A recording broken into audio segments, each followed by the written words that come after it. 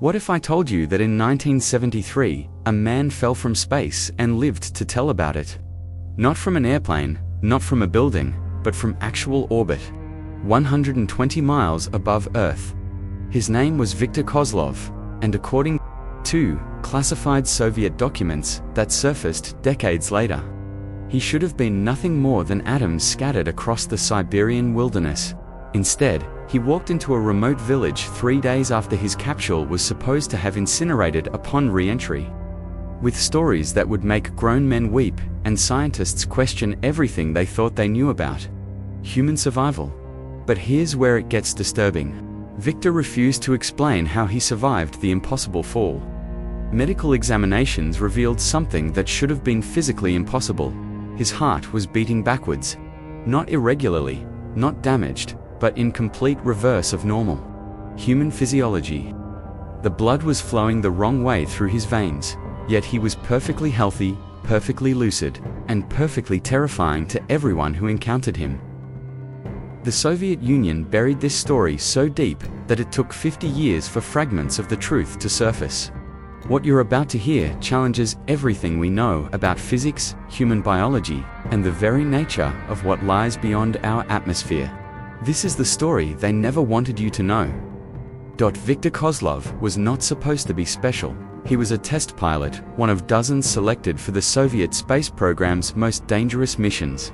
On October 15, 1973, he was launched aboard Cosmos 447, a mission officially listed as an unmanned satellite deployment. That was a lie.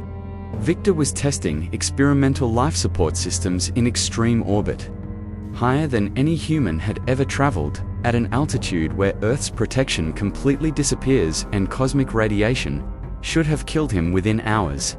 The mission was planned for 72 hours. After 36 hours, all communication ceased. Ground control waited, hoped, prayed. Then came the telemetry data that made hardened engineers vomit. The capsule's heat shield had failed catastrophically. Viktor Kozlov was falling back to Earth in what amounted to a metal coffin, traveling at 17,000 miles per hour with no protection from the inferno of re-entry. The mathematics was simple and terrifying. At that speed, hitting the atmosphere would generate temperatures exceeding 4,000 degrees Fahrenheit. The capsule would disintegrate completely within seconds.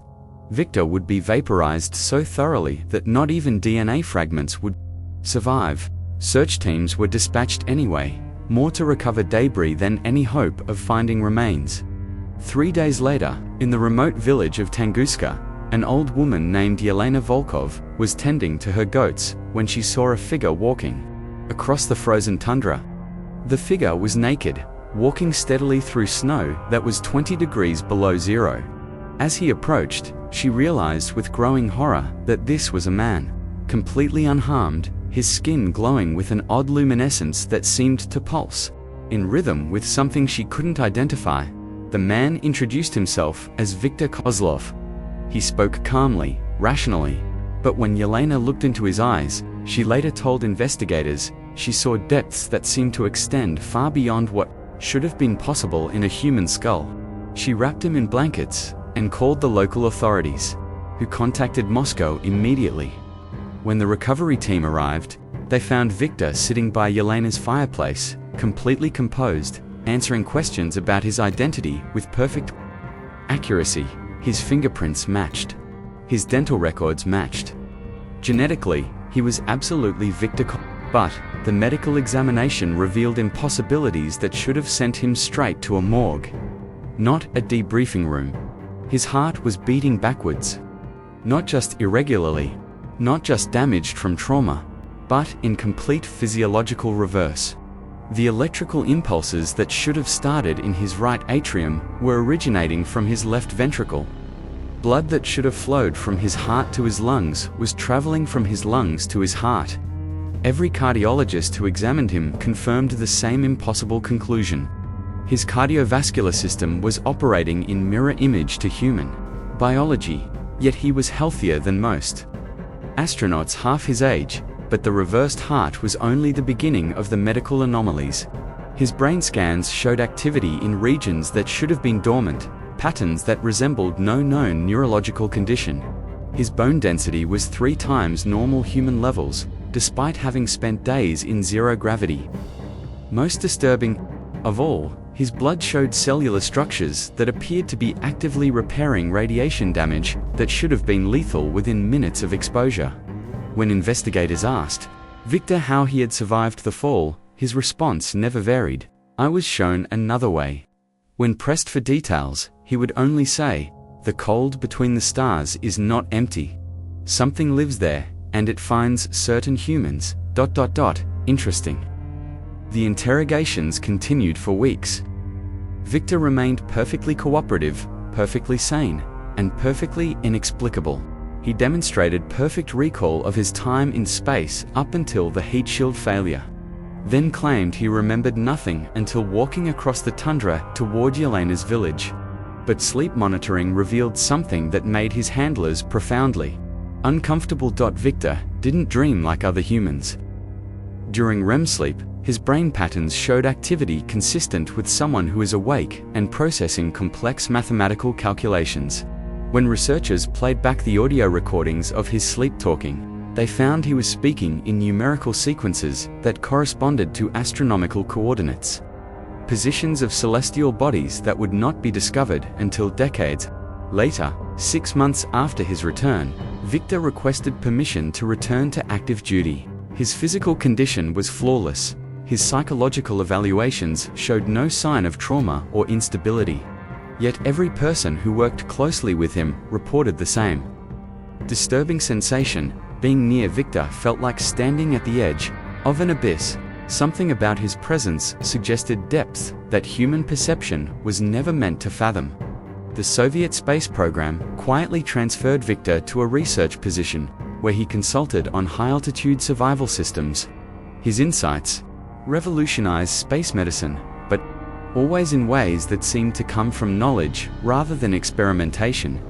When asked how he knew that certain modifications would prevent decompression sickness, he would simply say, "The cold showed me." Viktor Kozlov disappeared in 1991 during the chaos of the Soviet Union's collapse.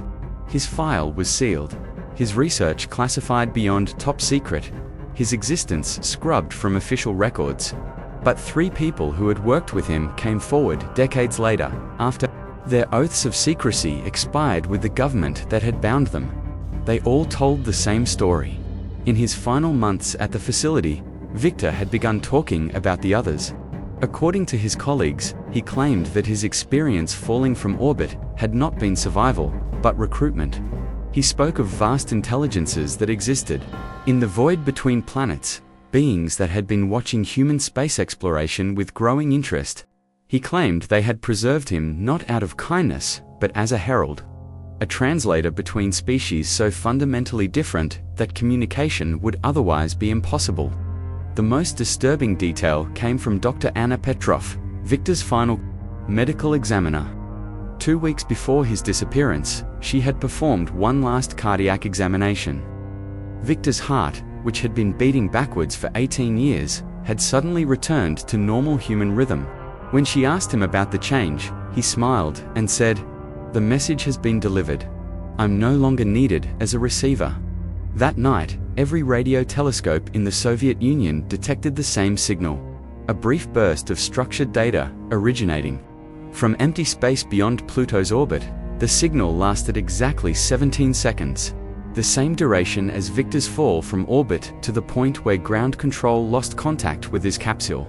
Then silence, complete and permanent. When Dr. Petrov arrived at Victor's quarters the next morning, she found only a note written in handwriting that matched his perfectly. "Tell them that the cold between stars is not empty, and that what lives there has been waiting longer than human civilization has existed. Tell them that some of us have already made the choice to look up instead of down." The official records of Viktor Kozlov's mission remain classified to this day. The Soviet space program listed Cosmos 447 as a successful unmanned deployment. Viktor Kozlov, according to all official documentation, never existed. But in the archives of 3 different countries, buried in files that were never supposed to be connected, You can find references to the man who fell from orbit and walked away. More disturbing still, you can find references to others. A Chinese taikonaut who disappeared during a classified mission in 1988 and reappeared walking across the Gobi Desert 3 months later. An American astronaut whose capsule malfunctioned during a secret military deployment in 1994, who was found 6 months later living with Inuit tribes in northern Alaska, speaking languages that linguists claimed had never existed on Earth. Each case follows the same pattern: impossible survival, reversed biological functions, knowledge that seems to come from sources beyond human experience. Each survivor speaks of the cold between stars and of intelligence that exists in the void. Each disappears within years of their return, leaving behind only cryptic messages about humanity's readiness for contact with something we were never meant to understand. Victor Kozlov was not the first human to fall from orbit and survive. He was simply the first whose story we managed to piece together before it was completely erased. But if the pattern holds, if the testimonies are accurate, then he will not be the last. Something in the vast emptiness between worlds is collecting human beings, changing them, and sending them back as messengers for truths our species may not be ready to hear. The next time you look up at the night sky, remember that the darkness between stars might not be as empty as we pretend. And if you ever meet someone who claims they fell from space and lived to tell about it, pay attention to their heartbeat. Because if it's beating backwards, you might be speaking to someone who has seen truths that were never meant for human eyes. Truths that come with a price we are only beginning to understand. The cold between stars is not empty, and what lives there has been waiting for us far longer than we have been reaching for it.